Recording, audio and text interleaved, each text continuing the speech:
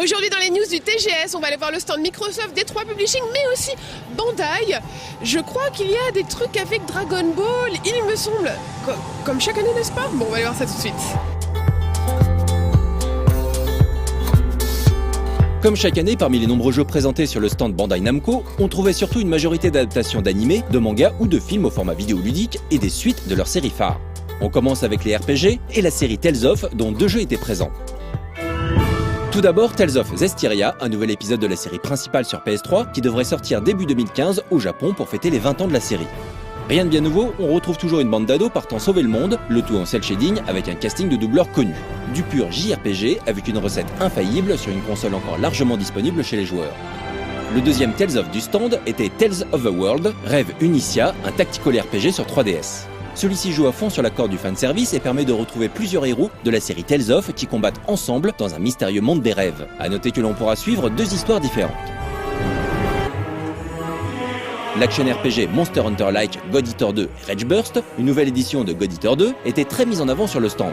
Annoncé sur PS4 et Vita, il s'agit d'une des licences les plus typées gamer de l'éditeur.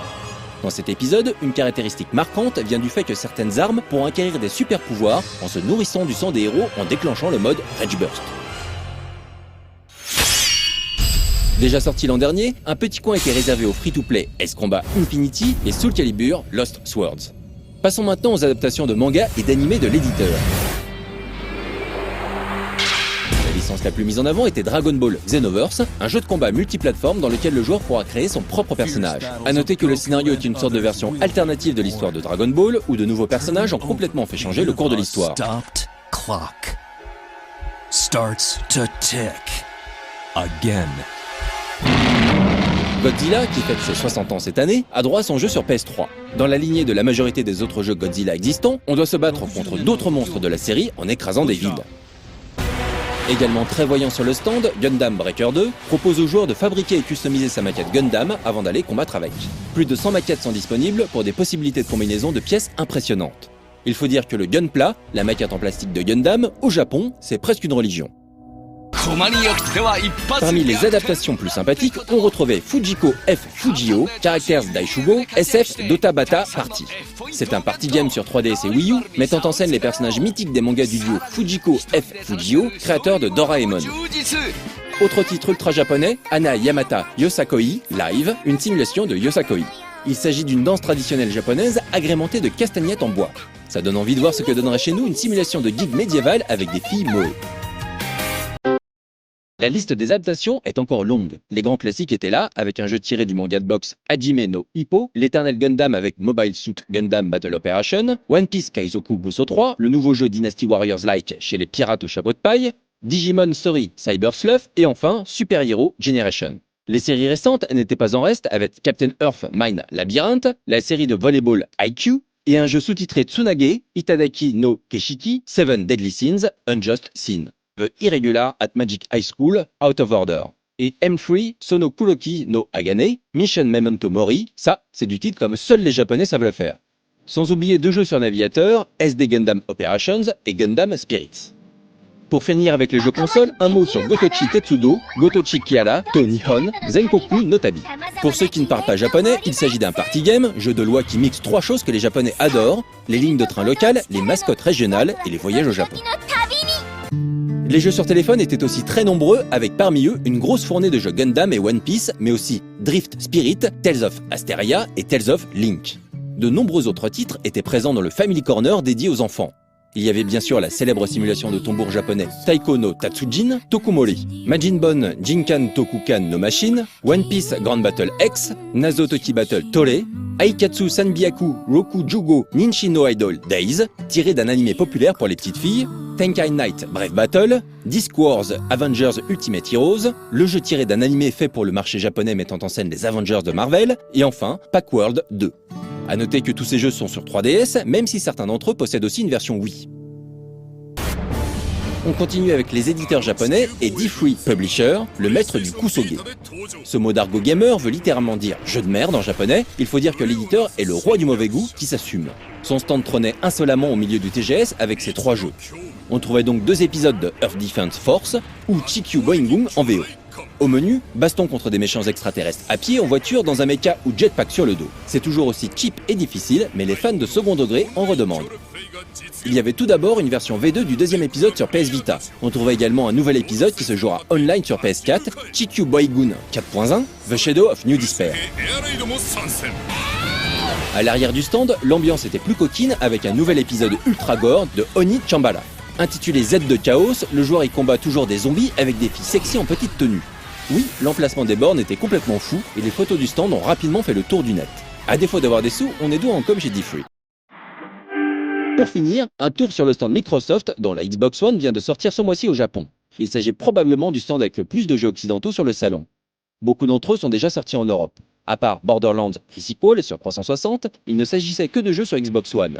Plusieurs jeux de Microsoft Studios étaient jouables, comme Halo, The Master Chief Collection, qui sort en novembre, Forza Horizon 2, Forza Motorsport 5, avec un siège et un volant pour plus d'immersion, Dance Central Spotlight, Kinect Sports Rivals, Killer Instinct, Happy Wars, Sunset Overdrive, Minecraft Xbox One Edition, et enfin le nouveau titre d'Access Games développé pour Microsoft, D4 Dark Dreams Don't Die, annoncé et sorti lors du salon le 19 septembre.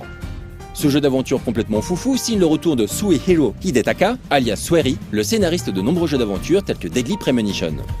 D4 Dark Dreams Don't Die というゲームはマイクロソフトの Xbox One 用に開発されたアクションミステリーアドベンチャーのそんなようなゲームになります。キネクトを使って最初から最後まで全部プレイすることができるアドベンチャーゲームは珍しいと思うので、すごく新しいデザインを苦労して作りました。もちろんコントローラーでも遊ぶことができますけれども、新しさを体験するためにぜひキネクトで遊んでもらいたいタイトルです。今回 D4 では感覚再現、プレイヤーの感覚をゲームの中で再現するというのを一番こだわっています。それはキネクトを使ったのもそうですし、例えばコントローラーで遊ぶのもそうなんですが、ドアを開けたいって考えた時にドアを開ける行動行為をゲームの中で再現する、そういうようなことに一番こだわって作ってます。一番最初はやっぱりキネクト、それをちゃんと扱うところを苦労しました。 D4 は一番最初 Xbox360 で開発をしていて、 Xbox360 のキネクトを使って全部のゲームデザインっていうのを一度作ってるんですね。だけどカメラの動き一つとってもなかなか思い通りにいかなくて、すごい20種類ぐらいのカメラを作ったりして、そこから答えを決めて、その後 Xbox One で作り直したんですね。その過程が一番しんどかったです。まあ僕の作り方になるんですけれども、僕はゲームを作るとき、特にストーリーを考えるときにストーリーの流れを考えるんじゃなくて、そこに必要な感情、気持ちっていうのを最初に考えます。悲しいとか嬉しいとか腹が立つとか怖いとか、そういうのを考えて、それをパズルみたいに並べるんですね。で並べた上でそれにマッチするシーンっていうのを思い描いて描いていくような作り方をしてます。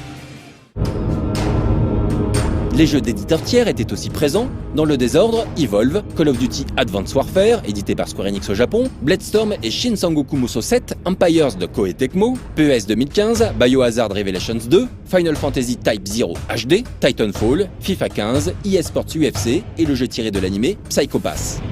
Dans un espace fermé, on pouvait s'essayer au jeu 18+, avec le très attendu Psycho Break, alias The Evil Within en Occident. C'est le jeu qui avait le plus de publicité et de visibilité partout dans le salon. Il y avait aussi Dead Rising 3 et Rise Son of Rome. On trouvait également quelques jeux indés, dont l'univers tranchait pas mal avec la majorité des jeux de tir ou des jeux 18+, du stand. Tout d'abord, le joli jeu d'action-aventure Ori and the Blind Forest de Moon Studio, Lovers in a Dangerous Spacetime, mais aussi le plus gros succès japonais du crowdfunding, Mighty No. 9. Aujourd'hui, on est sur le stand de Microsoft où il y a plein de gros jeux, mais il y a aussi un jeu qui a fait parler de lui par son créateur, par l'ancêtre dont il est issu, qu'on va essayer de ne pas nommer, c'est le grand challenge du jour. Et voilà, qui a eu un Kickstarter, etc. Et qui bizarrement n'est pas présenté dans l'espace indépendant, mais sur le stand de Microsoft, c'est Mighty No. 9. Alors, on sait que la bêta est déjà sortie sur Steam, etc. Mais bon voilà, là c'est l'occasion de l'essayer sur Xbox One. On va voir ça tout de suite. Donc bouton X pour tirer et le bouton R pour dasher. Ce qui change par rapport à l'ancêtre dont il est issu, c'est que quand on dash, voilà, on peut récupérer le pouvoir des ennemis pour récupérer de la vie en fait, tout simplement. Pour ce qui est du design des ennemis, etc., ça ressemble beaucoup à ce que l'on sait justement. Si vous regardez nos lives, vous le savez sûrement. Et voilà, ça se joue pareil. Alors moi j'ai un ami qui m'a dit qu'il a un PC bête de course, etc. et que c'était un petit peu lent sur son PC. Non, là c'est super fluide. Peut-être c'est dû au fait que le développeur soit plus habitué à développer des jeux sur console, et c'est un développeur qui a déjà, parce que c'est sous-traité en fait, un développeur japonais. Vous pouvez chercher sur le net, ça se trouve très facilement. Donc voilà, mais c'est vraiment un pur jeu d'action, etc. Mais je peux dasher en sautant aussi, pardon, je l'avais pas vu. Alors là j'ai récupéré un truc, je sais pas à quoi ça sert. Ça doit être un power-up ou un item divers. Et une caisse qui m'est tombée dessus et je suis morte. Voilà, et c'est pas facile de parler en jouant. Je pense que vous le savez que c'est pas facile de parler en jouant. En tout cas, je pense que sur No Life, vous avez été très nombreux à backer, comme on dit, à donner de l'argent pour ce projet Kickstarter, qui devrait bientôt voir le jour. Donc voilà, c'était Mighty No. 9 sur le stand Microsoft. Donc aujourd'hui on a vu Bandai Namco, Microsoft et Detroit Publishing. J'ai envie de dire que cet éditeur est très égal à lui-même chaque année, hein, c'est toujours dans le bon goût. Bon, trêve de plaisanterie, on se retrouve demain avec de nouvelles news du TGS.